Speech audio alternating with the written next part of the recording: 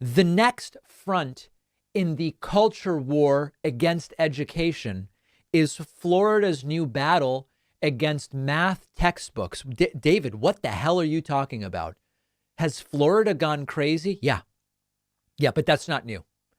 The new situation in Florida is that the Florida Department of Education announced going into the weekend that they are now rejecting more than 50 math textbooks, not history, that they don't like how it's being taught, not human geography or social studies.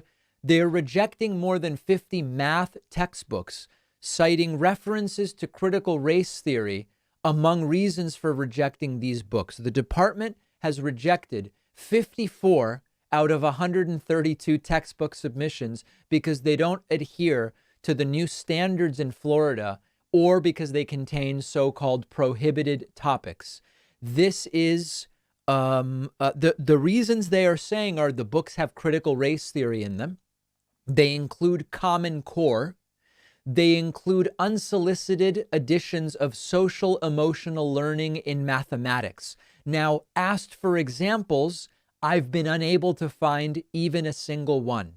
And this is the new fight. They're saying math is being taught with a basis in Marxism. They're saying math is attempted to be taught with a basis in critical race theory. And you may remember that Florida banned these words.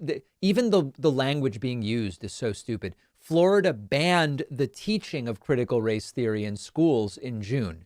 Now, of course, critical race theory wasn't being taught in schools.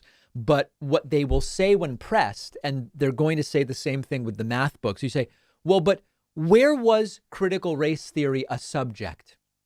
They'll say, no, David, it's much more pernicious than that. I go right into my Alex Jones voice. It's much more pernicious than that. It's that they use critical race theory as a framework to teach history.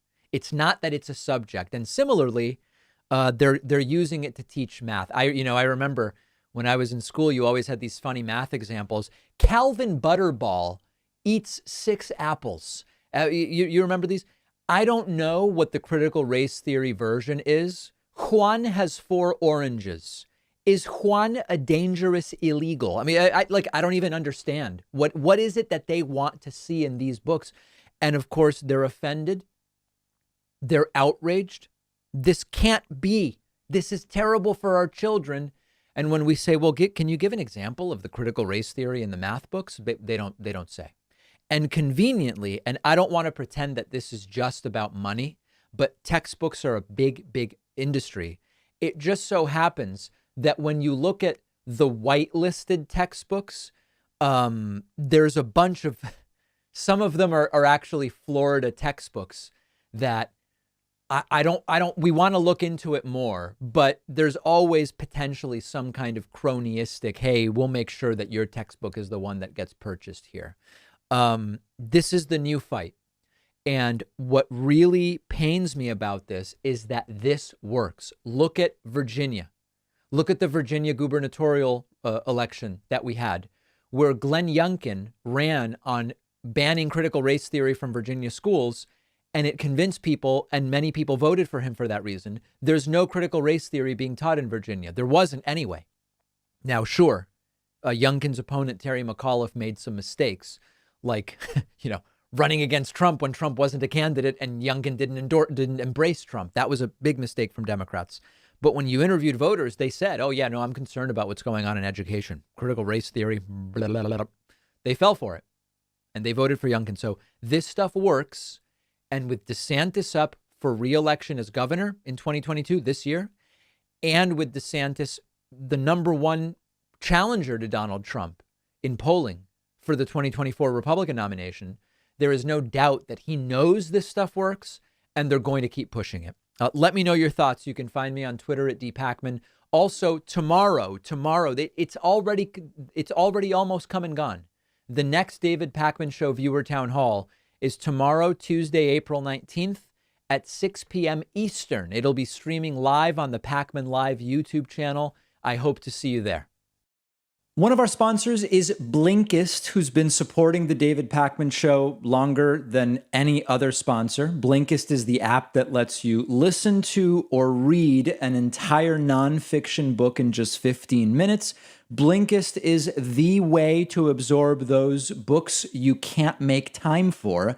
Blinkist takes top nonfiction titles, pulls out the book's key takeaways and insights, and gives it to you in the form of a text or audio explainer that you can consume in 15 minutes. With Blinkist, now you actually do have time to learn about all the things you've been wanting to tackle. On the Blinkist app, I just listened to This Is Your Mind on Plants by the great Michael Pollan. Super interesting, the history of caffeine and so many other things. Blinkist has you covered on podcasts too. Blinkist takes long episodes of popular podcasts and distills them into audio you can listen to in 15 minutes. With Blinkist, you can become knowledgeable about so many different things. You can have conversations with people about more topics. Blinkist makes you more well-rounded. Try Blinkist for free and get 25% off a subscription. Go to Blinkist.com/Pakman. The link is down below.